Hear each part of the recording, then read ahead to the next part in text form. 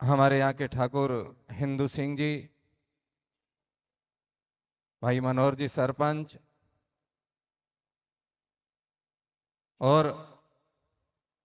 युवा सबसे कम उम्र के और सीमा पर एक प्रहरी के रूप में दबंग आवाज के साथ खड़े भाई मुकेश जी कोली, पधारे हुए सज्जनों, मेरी मातृशक्ति युवा साथियों,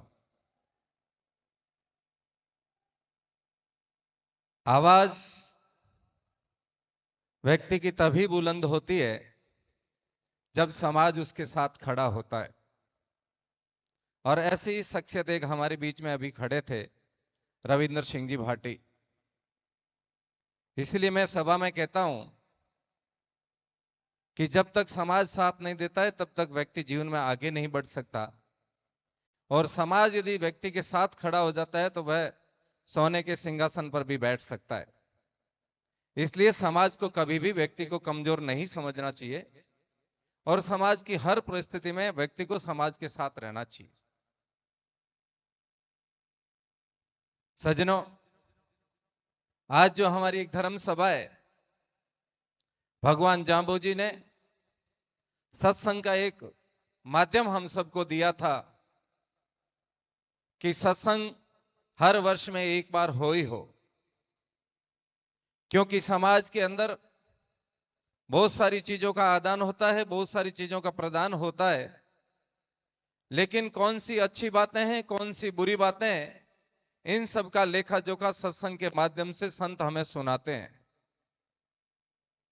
रात्रि से लेकर के और अब तक लगातार हम जागरण का श्रवण भी कर रहे थे, और अभी धर्म सभा के अंदर भी हम बैठे हैं। जागरण और धर्म सभा से हम कुछ न कुछ लेकर के जाएं, ये हमारे मन का भाव रहना चाहिए। सहजता से जब समाज के साथ में बैठते हैं जाजम पर और कोई वक्ता मन से बोलता है तो कभी कभी नीचे से आवाज निकलती है कि आप जो बता रहे वो हमें पता। तब मन को बहुत ठेस पहुंचती है कि ये भी पता है आपको कि समाज के अंदर बुरी कौन सी चीजें हैं, किन चीजों को अपनाना नहीं चाहिए, और यदि कोई मंच से बोलता है तो कहते हैं ये हमें पता है, तो बुरी चीजों की जानकारी हमें पता क्यों नहीं है। इसको लेकर के हमें स्वयं का आत्मज्ञान और स्वयं को पढ़ना चाहिए कि मैं जो बोलता हूं उस पर मैं कितना खरा उतर पाता हूं, वो मेरे व्यवहारिक जीवन में मैं बोलता हूं वो है कि नहीं है, ये चीजें झलकनी बहुत जरूरी है। इसलिए मेरे युवा साथियों से मैं कहना चाहता हूं, अभी जो हमारे सामने युवा विद्यार्थी जो 95% लेकर के बैठे हैं, 98 पर बैठे हैं, कोई 90 पर है, लेकिन इनके पीछे इनका रहस्य क्या है? मैं कभी कभी कमजोर बालकों के साथ जब संवाद करता हूं तो उनको कहता भी हूं कि एक जो टैलेंट बालक जो अच्छा पढ़ता है, अपने जीवन में आगे प्रगति कर रहा है, मैं कमजोर बालकों को कहता हूं कि कभी उनके साथ बैठिए, उनके साथ संवाद करिए, चर्चा करिए कि आपका पढ़ने का तरीका कैसा है, आप पढ़ते कैसे हैं, कब भोजन करते हैं, कब सोते हैं, कब उठते हैं, और उनमें जो चीजें अच्छी लगती है वो हमको भी ग्रहण करनी चाहिए और उनके पद चिन्हों पर चल करके हमको भी वैसा बनने का प्रयास करना चाहिए। ये मैं विद्यार्थियों के साथ अक्सर बैठता हूं, संवाद करता हूं तो कहता भी हूं, और इसके कारण समाज के बहुत सारे विद्यार्थी जो जीवन में कभी मायूस होकर के बैठे थे वो जीवन में उत्तरोत्तर प्रगति कर रहे हैं। इसलिए मैं कभी कभी विद्यार्थियों के साथ बैठता हूं तो एक उदाहरण देकर के बताता हूं, और वो उदाहरण इसलिए देता हूं कि कहते हैं कि व्यक्ति जब अपने जीवन का एक अंतिम निर्णय ले लेता है कि मैं मेरे जीवन को इस जगह अंतिम स्वाहा कर रहा हूं, इससे आगे मैं इस जीवन को नहीं चला सकता, ऐसा ही एक नाम हमारे सामने आता है डॉक्टर एपीजे अब्दुल कलाम का। एपीजे अब्दुल कलाम वास्तव में एक मुसलमान परिवार में और बहुत गरीब परिवार के अंदर उनका जन्म होता है, और उन्होंने जैसे तैसे करके अपनी पढ़ाई की। पढ़ाई करने के बाद में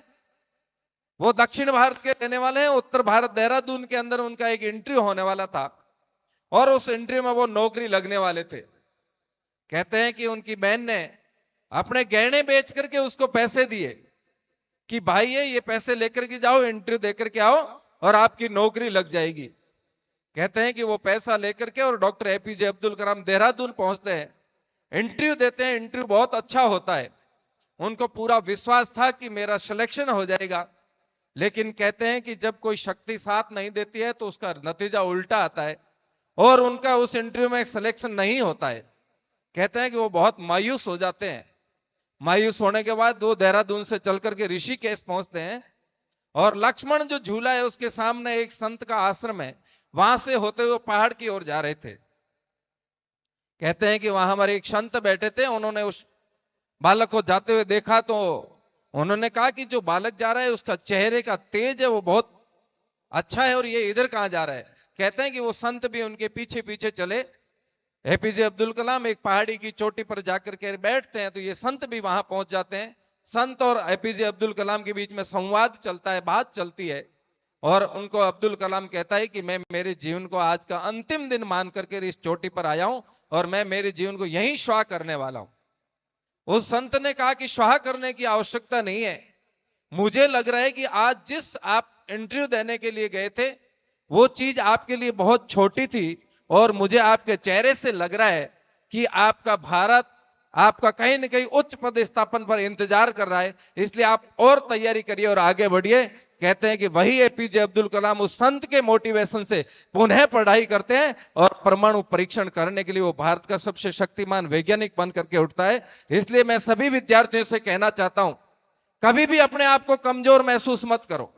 किसी एक इंटरव्यू में यदि हम पीछे रह जाते हैं तो कभी हौसला खोने की आवश्यकता नहीं है। हो सकता है परमात्मा आपको कोई और अच्छे स्थान पर ले जाकर के आपके हाथ से कोई अच्छा काम करवा सकता है, इसलिए हो सकता है उस इंटरव्यू में हम पीछे रह सकते हैं। इसलिए भी हमारा मन कभी कमजोर नहीं रहना चाहिए। हम जो कर रहे हैं उस काम को मन के साथ करते जाइए, जीवन में हम आगे बढ़ेंगे, कभी भी पीछे नहीं चलेंगे। इसलिए हमारा मन मजबूत हो, समाज के साथ रहे, समाज की मर्यादाओं में रहे, समाज के अनुकूल चले, समाज की मर्यादाओं को साथ रखते हो हम जीवन में आगे बढ़े तो हम हमेशा हमेशा के लिए ऊंचाइयों पर जाएंगे और समाज को छोड़ करके जो व्यक्ति चलता है वो हमेशा हमेशा गर्त में जाता है। इसलिए समाज और हमारा तालमेल बैठते हुए हम जीवन में आगे बढ़े। इन्हीं शब्दों के साथ मैं मेरी बात को विराम करता हूं। बोलिए गुरु जम्बेश्वर भगवान की।